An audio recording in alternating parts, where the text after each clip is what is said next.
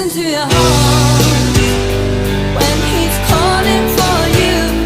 Listen to your heart.